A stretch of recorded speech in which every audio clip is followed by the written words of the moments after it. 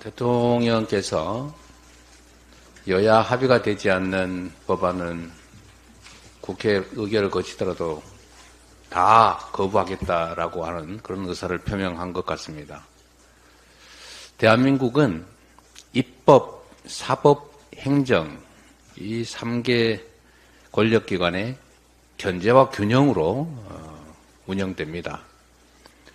입법기관의 자율적인 입법 권한을 사실상 무력화하겠다는 선언과 마찬가지입니다.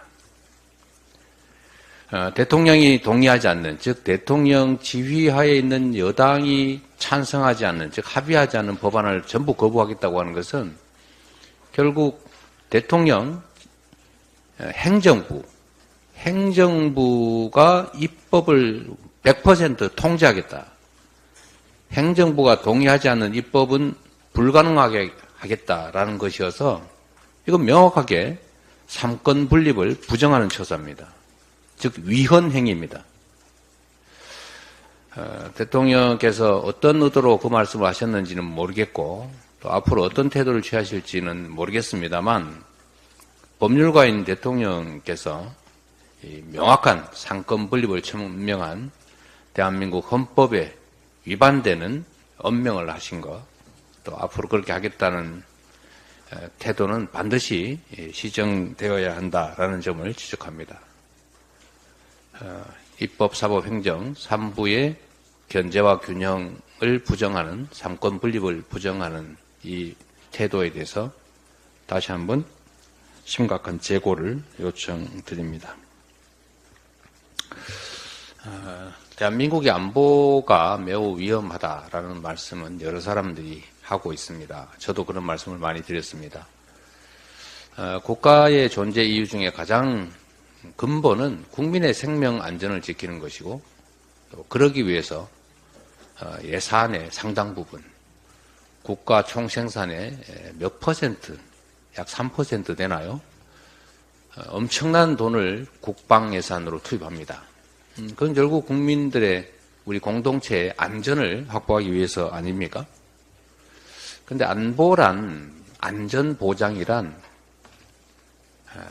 싸워서 이기는 게 중요한 게 아닙니다. 싸우지 않고 이겨야 하고 또 그 이상으로 싸울 필요가 없게 만드는 게 가장 완벽한 안보입니다. 지금 대북 전단 살포로 촉발된 대남 오물 투척, 이 양자 다 문제 있습니다. 그런데 여기에 대한 대응이 지금 대북 확성기 재개, 또 대북 추가 제재, 뭐 이런 방향으로 간다는 얘기가 있습니다. 왜 그렇게 긴장을 격화시킵니까? 왜 안보를 스스로 위협합니까? 그러지 않고 해결할 방법이 있지 않습니까? 우리 민주당 정부 당시에 이 북한으로 보내지는 대북 전단 삐라가 대부분 경기도 일원에 떨어지기 때문에 경기도 차원에서도 이걸 쓰레기 투척 행위나 마찬가지다. 그리고 온갖 그 과정에서 고압가스 관련 법령을 위반한다든지 등등의 문제들이 있어서 저희가 감시단도 파견해서 막았습니다. 그리고 실제로 대북 전단을 보내지 못하게 됨으로써 사실 이것 때문에 생기는 긴장은 상당히 많이 완화됐다는 점, 분명한 역사적 사실입니다. 그런데 이걸 방치할 뿐만 아니라 오히려 일면 권장하는 듯한 정부 태도 때문에 불필요하게 북한을 자극하고 이게 대한민국 안보에 무슨 도움이 되는지 모르겠는데 그로 인해서 북한이 대응 조치할 것은 이미 예상된 바 아닙니까? 이전에는 대북 삐라 풍선에 대한 북한의 대응이 고사총 사격이었습니다. 이 고사총 사격으로 인해서 그 휴전선 인근의 우리 민가들이 실제 피해를 입었지 않습니까? 이번에도 어떤 방식이든 북측의 대응 조치가 있을 거라는 건 이미 예측된 바이고 실제로 발생을 하면 남북 간 대화를 통해서 서로 침뱉고 꼬집고 하는 이 유치한 세계인이 볼 때 얼마나 수치스럽습니까? 이런 이상한 행동 서로 하지 않게 대화로 문제를 풀어가야 하는 것 아닙니까?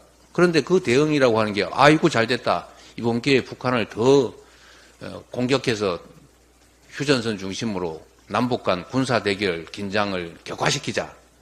안보 위기를 조장해가지고 정권의 이 불안을 해결하자. 이런 생각을 한다면 이게 국정을 감당할 자격이나 되겠습니까?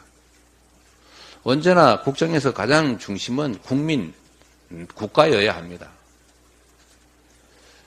권력자의 자존심이나 무력 과시가 아니라 어떻게 하면 우리 국민들이 좀 더 편안하고 안전하게 생명과 재산을 보존할 수 있는가를 고민해야 합니다. 문제의 원인은 명확하고 해결책도 분명한데 이거 핑계로 안보 위기 조장에서 국민의 희생 위에 정권의 안전을 도모하는 그런 몰상식한 절대로 해서는 안 될 행위 하지 않기를 경고합니다. 국민들은 다 알고 다 지켜보고 있다는 말씀을 드립니다.